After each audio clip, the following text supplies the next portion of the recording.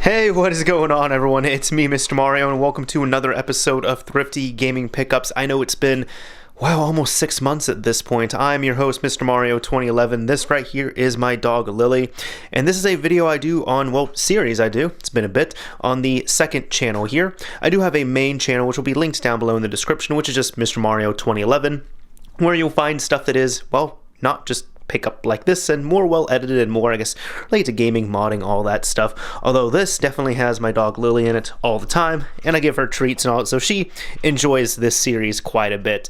Now, I haven't done this series as much, and I did talk about this almost a year ago. You know, I'm currently recording this. It's going to come out June of 2021, this episode here, but it was around like March, April, May probably of 2020. Obviously, that's when COVID was happening and such, and that's when lockdown was occurring. And I had made an episode there near the end. I even kind of said, hey, the series isn't canceled, but I'm going to slow down quite a bit because, mainly because of lockdown. Also, I want to, you know, just pick up less stuff in all honesty. But I said it's not canceled. It's just going to come back, but a lot less. So the last episode was like 6 months ago. And this time around, we're going to be looking at stuff from Memorial Day of 2021, because even though, you know, just even with all this, I am actually fully vaccinated and all that stuff, I can go out and be safe and what have you, I've still kind of, you know, stayed inside and all that. But this weekend, all this weekend, I was hanging out with people every day. So part of that was even going to a thrift shop, which we'll get into. So we're just going to do like we always do. I'm going to sit here on the floor. Lily, excuse me. You good, Lily? I have this. There you go. Okay, cool. So we're just gonna sit on the floor here, get all comfortable. Yeah, Lily. Lily, sit. Can you just sit? Can you sit? Okay, cool. We're just gonna look at these games. So they were already spread out like this because you see, Lily came through knowing that I had a few treats in hand, or technically in pocket, I guess. And she got so excited that she knocked them down off this pile, and they all got scattered like this. But it's all good because that's how we can fix it up, I suppose. So let's see how we're going to be doing this here. Here we go. We'll kind of just do something like this. Does that work? I guess so. Oh, Lily's even sniffing. Okay, cool. So what happened was this weekend I ended up going, it was on Sunday, I want to say.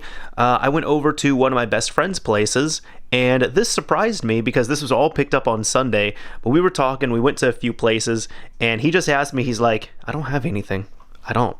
He asked me like, hey, do you want to go to a thrift shop? I was like, oh, okay, sure. And he told me, he's like, yeah, you know, I don't really go like by myself, like I never go, and you're like the only friend who would probably want to go, but I kind of want to go check him out. So I said, okay, sure. So it was in his area. I've actually never shopped over there, but we went to one shop which was closed because it was closed on Sundays. Then I was like, oh, is there any others? So we went to another shop, and that's where I ended up picking up these games here. So a majority of them. Now, first of all, I got Call of Duty World at War on Xbox 360. This is the Platinum Hits version, of course, and one of the later releases. So you'll see that it kind of has the, you know, you good? Okay. It has the case where they were taking out all the plastic and Lily sniffing and all this stuff. And the disc is in pretty solid shape. Like, if you look at that right there, it's in pretty solid shape. So I was actually surprised with this because typically the Call of Duty games will get played so much. So I was really shocked to see that. There you go, Lily, you got that. Next up, we got a copy of Call of Duty Finest Hour for the PlayStation 2. Now, I have not played this one before, but this was another Call of Duty game that was over there. Seems to be complete. And it was funny because I was even I was talking with my friend like when I picked this up, and he held it and he's like, whoa, why is this so heavy? I'm like, dude, you know why it's heavy? Like, okay, like hold this game where there's like almost nothing in it, right?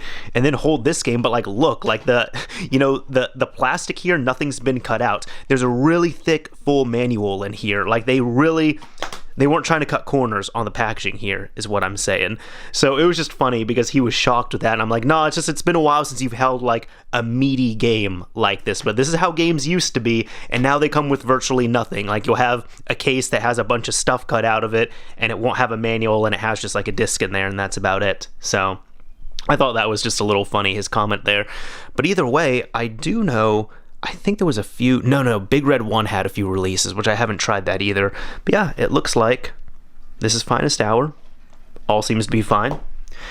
Next up, grabbed Spider-Man on the original Xbox, and I was not super surprised, but more just disappointed to see. I looked this up, and I don't believe this is backwards compatible on the Xbox One or Xbox Series.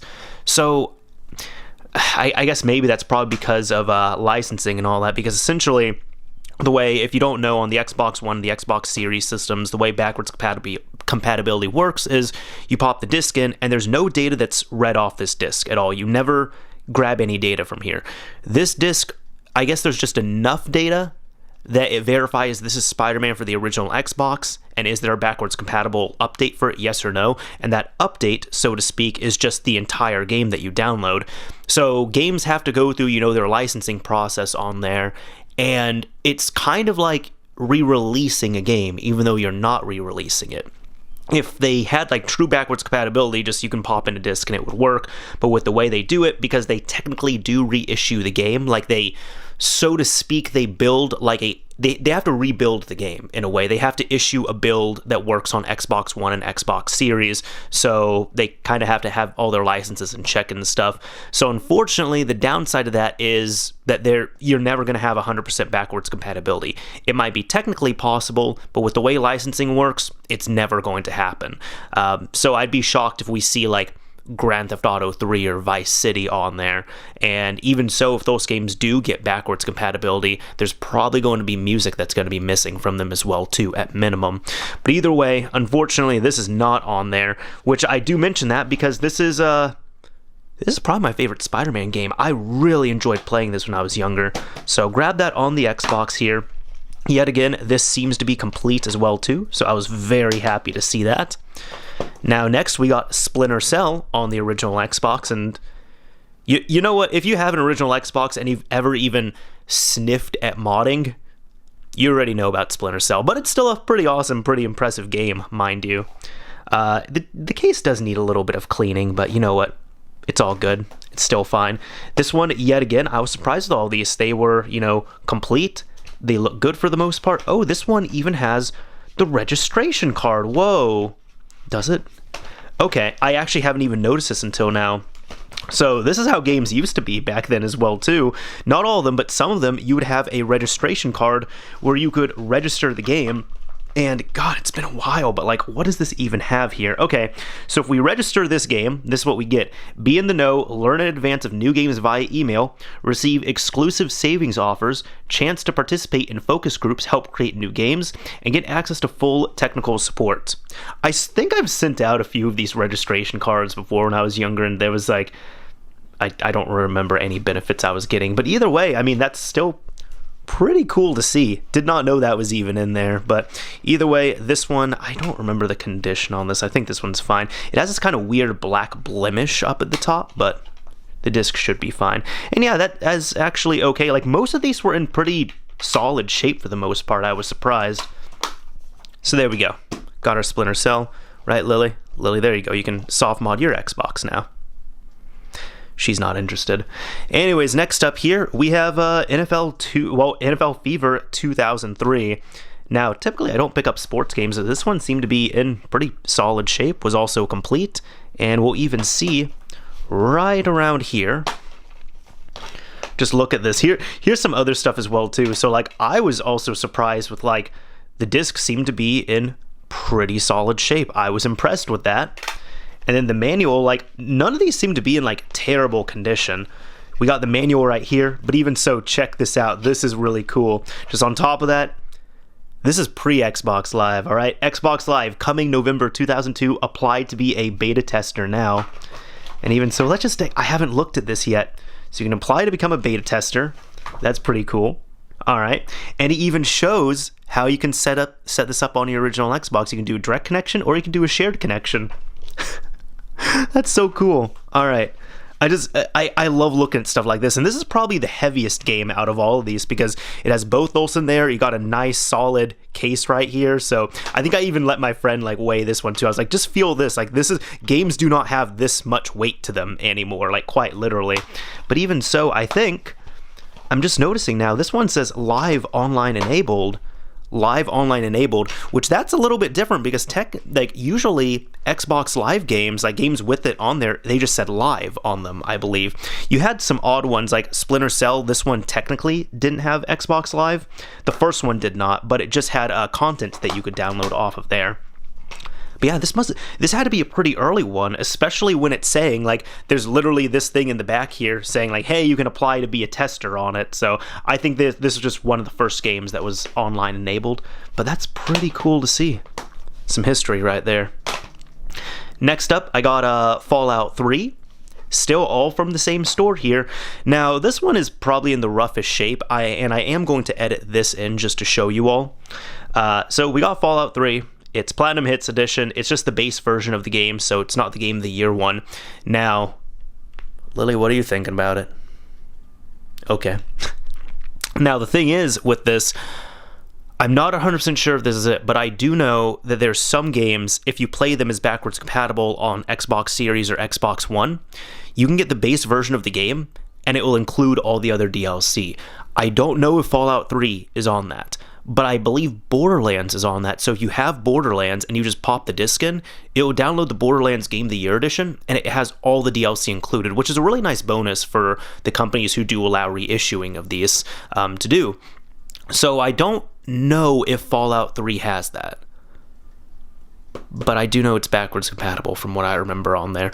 Either way. Now, aside from the GameStop stickers on here, it seems to be fine, you know, kind of in a little rough shape. It is complete, which is another nice thing. So it has the disc right here. It does have a super thick manual. Just, again, you gotta love this with games where, like, modern games don't have this anymore, and it's really disappointing. Like, look at all of this. Just loved going through this, honestly. Just love going through this stuff. And it's not even a manual, it's a restricted Vault Dweller survival guide. Now, I did want to kind of go on a side about this and talk about this here, because this was in the worst shape that I had any of these discs. And if anybody does remember this, I didn't upload it on this channel, I uploaded it on my main channel. I did a couple videos about the JFJ Easy Pro. Now, if you don't know what this is, the JFJ Easy Pro is a disc buffer, disc fixer, disc resurfacer, whatever you want to call it.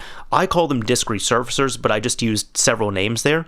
And local game shops will have them if you have any of those around. Rental stores would have them, again, if you have any of those around. But they are, if you're moving a lot of discs, especially used discs, they are invaluable. They are awesome. Now, for anyone who does not know, I worked at a video game store when I was, let's see, when was this? Like in high school from like ages 16 to 18. And because of that, I got to use a few disc resurfacing machines. Even before that, I was friends with, you know, local game shops and employees there, so a lot of times I just got my discs fixed up for free, and if I didn't have access there, I could go to rental stores like Blockbuster, rest in peace Blockbuster, and, you know, get them fixed up there, or any other local rental shop. Now, when it came down to it, the reason why I'm bringing this up is because I made my videos about the JFJ Easy Pro 2 or 3 years ago, and I occasionally still have people that ask, like, hey, is this worth it? Do you still use it? Is it any good? Well, I'm about to show you here, all right? Let me do before and after. How about that? I was thinking of doing it flip side. But I'm going to put up a picture of Fallout 3 before I fixed it. And you're going to see it does not look good.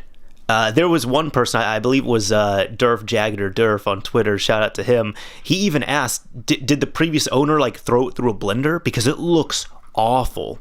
Now let's go ahead and look at the current day Fallout 3. And I did verify, by the way I verify my fixes is I just rip them over. So for Xbox 360, it's really easy. You pop the disc in, you install it to your hard drive. If it installs to 100%, you're good. If you have like an Xbox game, you have to have a modded system, do the same thing, you're good. If you have like a PS1, PS2 game, just copy it over using a PC DVD drive or something. If it gets to 100%, you're good. So that's how I was able to rip it and verify. But Fallout 3, again, I want you all to keep the old photo in mind. That was before, when I bought this game. We're going to look at it now. And would you look at that? I'm kind of going to have it shined all around. And I could have done a better job, in all honesty. Like, there's a little bit of, like, some... I don't know, some, not like ghosting, but honestly, I just need to kind of like rub that out a little bit more, just like what you can kind of see like on this side of the disc. But either way, I mean, it's shiny, it looks good. There's still a few tiny scratches, but it's totally fine. Like, this is still a night and day difference, and I would be shocked if somebody truly, without trolling, just said, oh, those results aren't impressive, because like, no, it's an impressive result. But I did kind of want to go on that aside here because, yes, I still have the JFJ Easy Pro. Yes, I still recommend it. And even so, when I've been reusing it and visiting it more, at first, when you first use it, compared to other disc resurfacers I've used, which are much more expensive and much nicer, the JFJ Easy Pro was pretty disappointing. And I really had to kind of learn how to use the machine and get it dialed in. And once you get it dialed in, it sings. Like, it's great. It's not the best thing out there, and if you have like a big game shop or even like a medium-sized game shop, or you're just running tons and tons and tons of discs, I wouldn't really recommend it. I'd probably recommend something bigger, better, and nicer. However, if you're somebody like me where you just have a big game collection, you buy a bunch of used stuff, and you're even like reselling stuff from time to time as well too, I think it's totally worth it.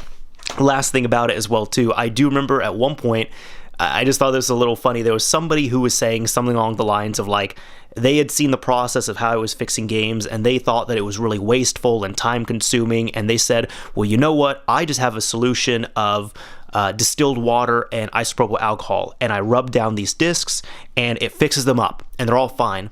And the discs that are too scratched that can't get fixed with it, you know what, I just throw them away. And I kind of said, I'm like, I've respectfully, out of my life, I have fixed thousands of discs, so I feel like this is something I know a lot about. Your solution does next to nothing. It does absolutely nothing to fix the disc. It will clean it. It will probably get it shiny. It will get it clean very well. But all you're going to do is clean up the disc, which honestly you could do about the same thing with a soft shirt or towel and some tap water. Like, you would do about the same thing there. And then you're saying that my solution, like the JFJ Easy Pro, you're saying that that is wasteful, but you're quite literally saying if a disc is too scratched, you just throw it away. While as with the JFJ Easy Pro, all those scratched discs, almost all of them, it does not work for disc rot, it does not work for cracks. If you have surface scratches, that's when, like, if you scratch the top of the disc here, and then you flip it over and you can see through that scratch, that data is gone. It doesn't fix any of that. It only fixes bottom scratches on the disc and gouges as well too. Like, if a disc is gouged on the bottom, it's not going to fix that. That's plastic that has just disappeared right there. But essentially, again, I was even saying on that, I'm like, you can't call the JFJ Easy Pro a wasteful solution when it will fix those scratched discs that you are saying are too scratched to fix up, so you just throw them away. And of course, since we're talking about Xbox 360, for anybody who's wondering, if you have a circular scratch from like moving your 360 while it was playing a game, yes, it does fix those. It does revive them. It works wonders. So that's my whole spiel about and kind of ranting on the side about disc resurfacers. Still definitely recommend them. Don't use a disc doctor. Don't use any of that junk. For our last 360 game here, I got Max Payne 3. Fantastic game. Love this game here. So this is another previous GameStop pickup here. Case has seen better days, but it's all good. Now I'm going to open this up. And one downside to this that we're seeing like right off the bat is that this is a 2-disc game, which is totally fine, which also surprised my friend too. He's like, whoa, wait, that's 2 discs? I said, yeah, like this one is single player, this one's single player and multiplayer. And he just laughed. He's like, it's been so long since I've seen one of those. And one of them is a bit more scratched than the other, but they seem to be fine for the most part. And this is complete as well too, aside from you should have this like little plastic piece right here that can hold the second disc, but that's missing. So they just ended up including this right here. But either way, we have this. We got our Rockstar Pass, or at least the advertisement for it, and we even got a little manual, which, like, this is really cool that they include. I forgot that they included like a decent manual in this. They didn't, like, Rockstar didn't just cheap out and put like 2 sheets of paper in here. That's really cool. I totally forgot about that they did that. But either way, I'm going to slide that back in. And there we go. Now I'm going to skip this real quick because we're not done with the thrift store stuff. I want to process that so far. This is the last game that I end up picking up from the thrift shop. Never owned one of these, never played one of these, but this is Nintendogs, Dalmatian, and Friends. I don't know, seemed cute. It was cheap enough. I'll pick that up, and I will get into the price as well too. And this one here, this is the only one that was not complete. It does have the original case. It does have the original game, of course. It does work, but it doesn't have the manual, but that's fine. I was actually surprised it was as fine as it was here. Now, I even picked this up thinking, like, I don't know how much I'm going to really play this or enjoy it because, like, I have a real dog, you know? I have a real dog. I don't need the fake dog when I have the real dog. And I'll be honest with y'all, I did try this out last night. For like 5 minutes, I was like, oh, this is pretty cute. All right, like the previous person who had this, they have this adorable husky in here that has 3D glasses. It was super cute. Then I tried playing a little bit, and I'm like, I'm not going to say this is a bad game, but I'm definitely out of the age range for it to really, truly enjoy it. So I think I'll probably be passing it on to someone or something. We'll figure that out. or I can just give it to Lily over here. How about that? Look, not even she's interested in it. She's not even interested in it, mind you. Wow, okay. So there we go. That, including Nintendogs, but not my dog. That was all the stuff I got from the thrift store here. And I guess we can get into the price on this as well, too. So the reason why I picked all this up was at first I wasn't even going to pick up anything because they were all a little bit pricey. All of these games were priced at $6.99 each. Now you might be thinking like, wait, so you paid $7 for each of these? I did not. Started looking around a bit, and these ones were on sale. They were on a specific pile, and that day anything in that area was going to be a certain price based on a color-coded tag that was there. And the color for that day was, for all of these, was 75 cents. So I even verified, because it's been a while since I've done this, all right? It's been a while, but I went up to them, and I think it used to be even cheaper. I think the price did go up, because I think before it used to be 50 cents on Sundays, but now it's 75 cents. So either way, I went over, and I was like, hey, with everything that's this color, are you saying that every item is 75 cents? And they said yes. I was like, okay, cool. So all of these were that same color, except that all of these were. So I ended up paying 75 cents for each of these games, and in total paid $6 for this entire stack of games right here, which I would say is pretty awesome considering that one of these games would have been priced at $7. So I paid less than one, like the total I paid for 8 games was less than the price of one of these games normally priced. And one interesting thing I noticed was every single game they had was priced at $6.99. Every single game. Every single one, whether it be Xbox One, PlayStation 4, original Xbox, PS1, all of them were the same price. So either way, these were the ones that were on sale that time. I'd say I came back pretty good there. So now, some people might have been eyeing this one because obviously it's been on the side. And they're just like, dude, wait, what? Like a sealed brand new Last of Us? Yes, this is a sealed brand new copy of The Last of Us Remastered on PlayStation 4. Now, I did not get this from a thrift shop. I actually, again, I was at my friend's place, and he's one of my best friends. Actually, y'all have seen him on the channel. It's Sean. But he had borrowed, just over a year ago, he got his PS4, not a Pro, he got a Slim for the first time. I helped him out getting one. We found a good deal on eBay. I bought it and shipped it to his place. And I let him borrow 3 of my games. So he was giving them back to me, and he brings us over at one point. He's like, hey, do you want this? And I'm like, what? Why? Why are you giving it to me? He's like, I don't want it, man. Like, I'm not gonna play. I'm like, but it's like brand new. It's sealed. Like, don't you want to sell it? He's like, I don't want to sell it. I don't want to go through that effort, dude. Like, I really don't want to do all of that. I'm too lazy to. And I was just like, are you sure? Like, you can get, like, you're not gonna play this? You don't want to give it to anyone else? You don't want to sell it? He's like, no, man. I watched a Let's Play. I'm never gonna play this game. I don't care. I don't want to sell it. If you want it, you can just have it. So big shout out and thank you to Sean for this. But yeah, I got a brand new sealed PS4 copy of The Last of Us Remastered, which This includes, I mean, this is actually a really nice remaster. It only came out about a year after the original one came out, but it does have, I don't think it has the Left Behind DLC. I swear there was some other DLC that was missing from there, but it has the base game, the Left Behind DLC, and it plays at 60 frames per second, which is cool. I think on the PS4 it plays at like, I want to say you can play at 4K 30 or 1080p 60, but I'm sure on the PlayStation 5 you can play it at 4K 60 and maybe even higher frame rates at low resolutions. But either way, I don't have a PS5. I can't test it. Yeah, I still don't have a PS5. It's not like I'm choosing not to get one. It's that I can't get one.